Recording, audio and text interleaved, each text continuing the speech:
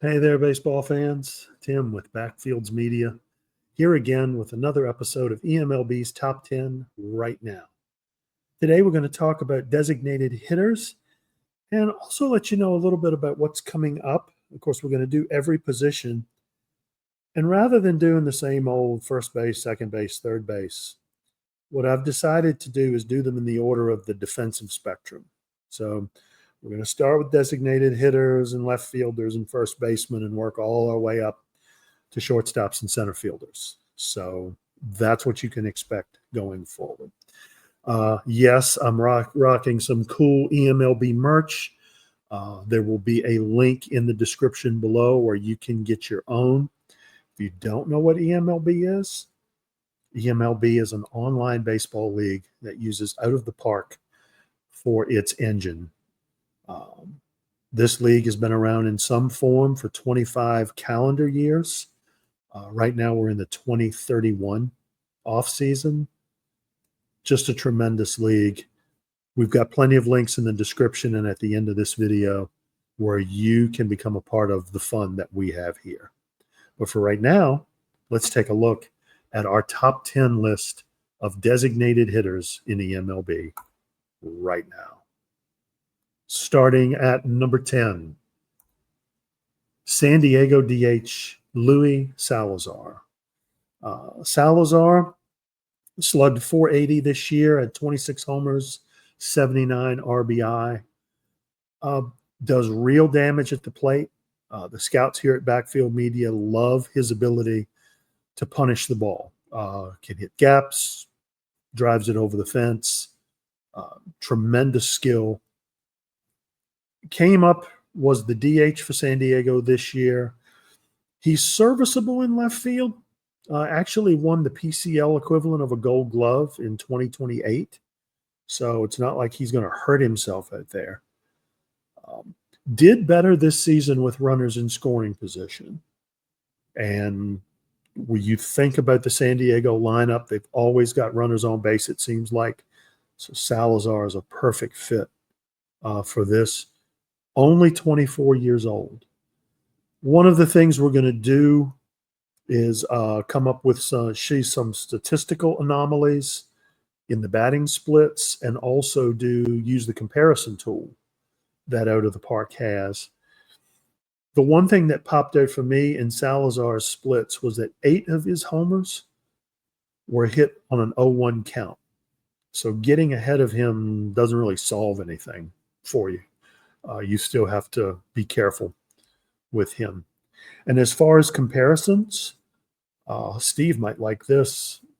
The guy he compares closest to at his age, a young Cecil Fielder. So the future might be very bright for Luis Salazar. But right now, he's our number 10 DH in the eMLB. Now let's go to number 9. And our number 9 DH is national star Chris Green. Homegrown talent. He was drafted by the Nationals first in 2027 and this was his first full season in eMLB. And he did well for himself. Slugged 39 homers, 107 RBIs. He definitely was ready for the experience. The batting average might look a little low, only hit .251, but you can tell by the profile. He's got talent, and he is going to improve. Maybe a little too carefree with the swing early on. Coaches are working with him on that. The scouting collective here thinks that one day Chris Green is going to end up hitting 300 and is going to be consistently at that with power. His comparisons, Carlos Delgado, probably more familiar to most of you, also compared uniquely to Joe Charbonneau, who was a Rookie of the Year in the early 80s with Cleveland. A little bit of a free spirit. The comparison is more about the statistical, though. Chris Green is a hard worker. His tools are incredible. will definitely improve as he goes along. You see the 75 potential rating. He is one to watch and will definitely lead the retooling that's going on in Washington. Chris Green is our number 9 designated hitter right now. At number 8 is our first designated hitter who probably won't be staying on this list come next season, and it's Anthony Godwin. Chicago Cubs CCP. You can look at the defensive ratings across and see a couple of things. First of all, he's not your standard, why does he have a glove DH? He's more than competent. Probably one of the reasons that the Cubs didn't go too crazy trying to re-sign Kent Hrbek. Godwin could slot in very admirably at third base and replace both the fielding and the production that Hrbek provided. A lot to like about this young star. Only 24. His first full season in the majors, and he slugged 30 homers, 105 RBIs. Scouts here love his makeup, his intangibles. They like the aggressive approach he has.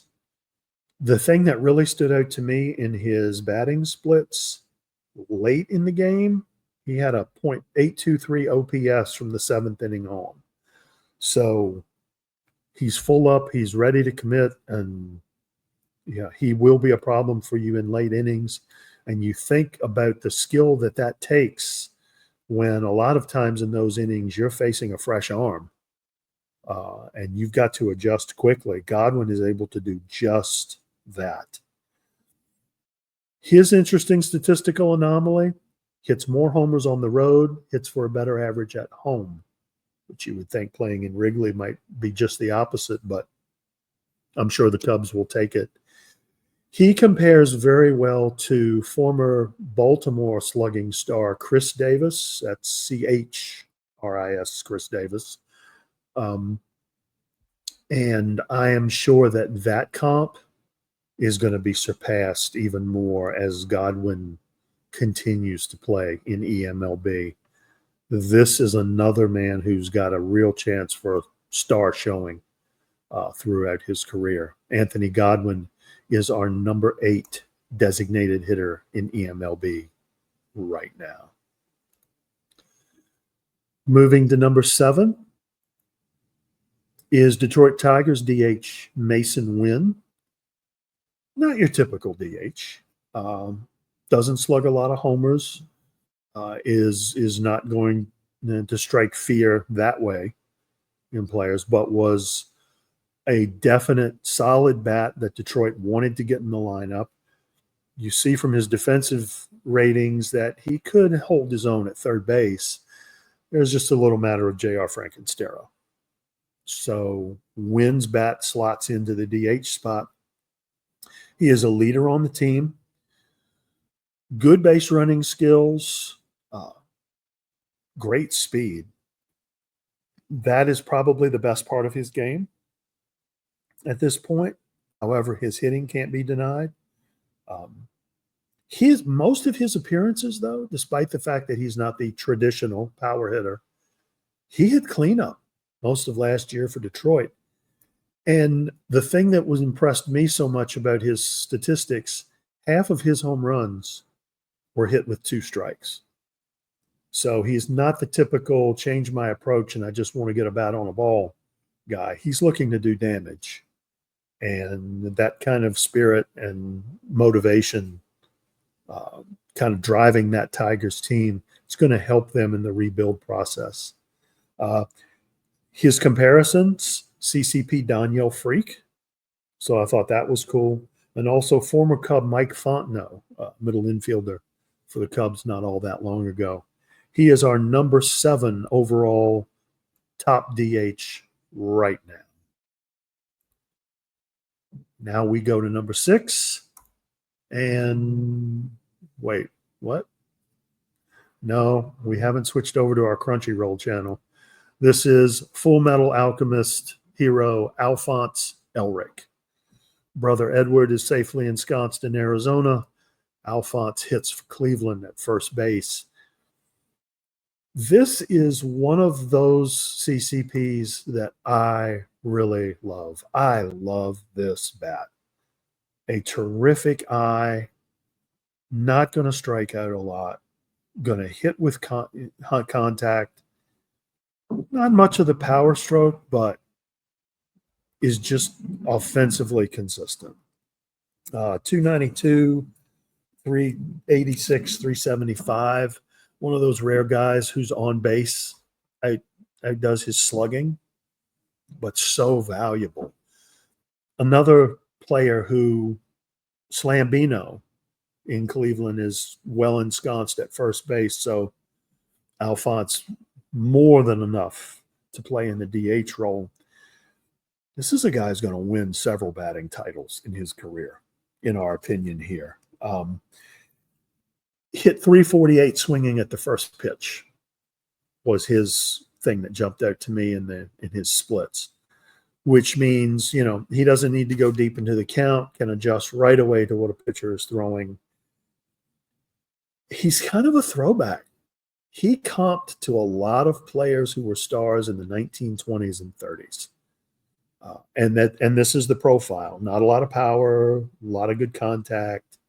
So that really makes sense.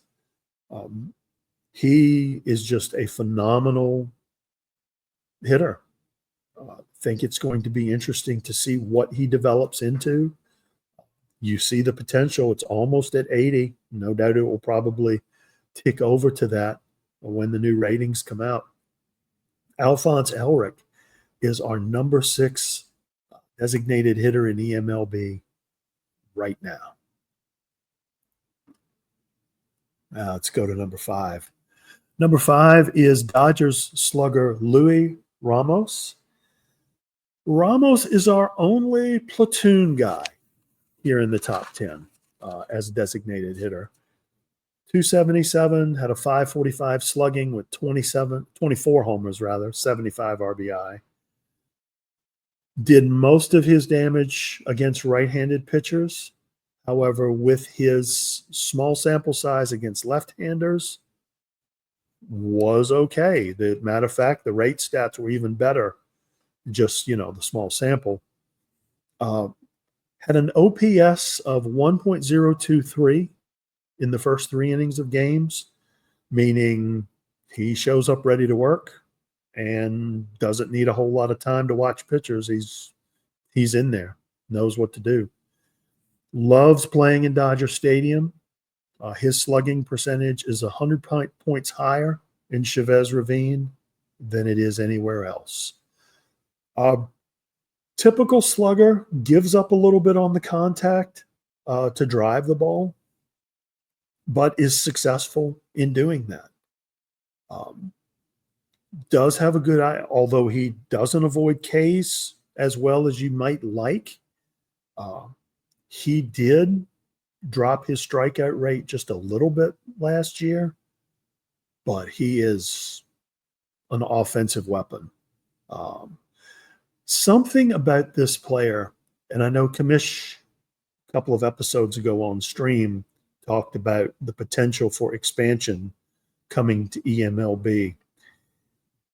Ramos is the type of player that I see a Chris or similar teams exposing to an expansion draft. And you could see him go to a lesser team and be like the shining light for them for the first couple of years.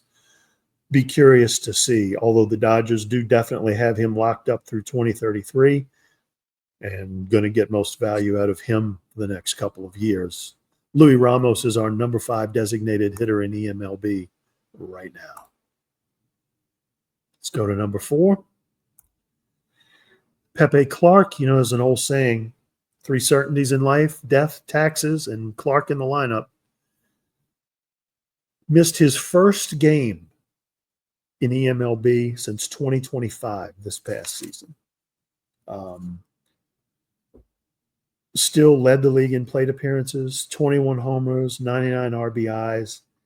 The thing that jumped out at me, he stopped striking out.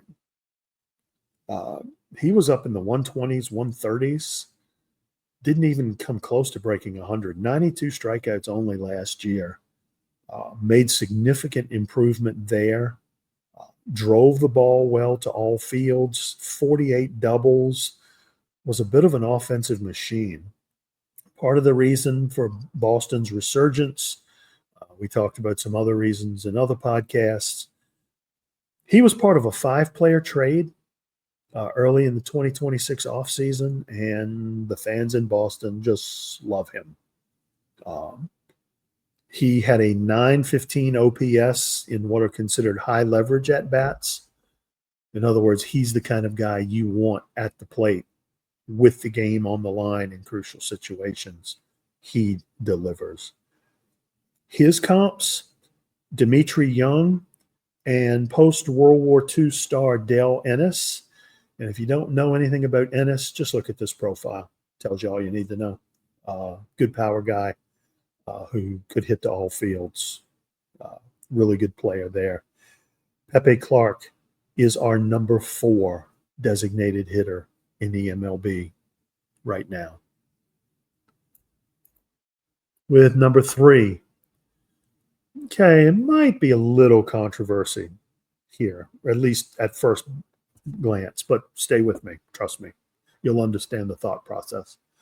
Leonardo Broccoli is our number 3 designated hitter in the eMLB right now. Became a superstar during the playoffs this past season. Is the only CCP with, well, he's not a CCP, but he's the only player in eMLB with his own customized walk-up song. Thank you, that 90s guy. Just a tremendous power hitter. This guy is something else. The power mechanics, all of us here at Backfields Media rave over this guy. If you want to build a power hitter, look at him. Just 24, 43 homers, 90 RBIs. At home, had a little over 1 OPS. The fans love him there. This seems like an obvious thing to say about any sort of hitter, because you'd expect when a hitter is ahead in the count, they're going to perform better. Broccoli does, but to the extent that he does is what really caught my eye. When he's ahead in the count, he's hitting 400, 500 with power ahead in the count. It's just jaw-dropping what he does. You have to throw him strikes right away, and good luck with that, because then he, can still drive the ball. His closest comp, and this is one of the coolest comps in this list, was his own teammate, Julio Rodriguez, who's actually playing left field ahead of him. Broccoli could play left field if needed to. He's more than adequate for that. But I thought it was cool that Julio Rodriguez was actually his most comp. Historically, his closest comp, some guy named Reggie Jackson. So, yeah, that. I think Leonardo is going to be around for a while. He's our number 3 designated hitter in the eMLB right now. Now our top 2. Trust me, you'll understand why Broccoli fell so low. Houston star Yordan Alvarez is our number 2 DH right now. He had 305 with 382 on base percentage, 583 slugging. Had a down year in homers and RBIs this year, and that's just crazy to say, with 42 and 122 respectively. Yordan typically hits 30 doubles with 50 homers. It's kind of a given. Was a little bit off those numbers this year.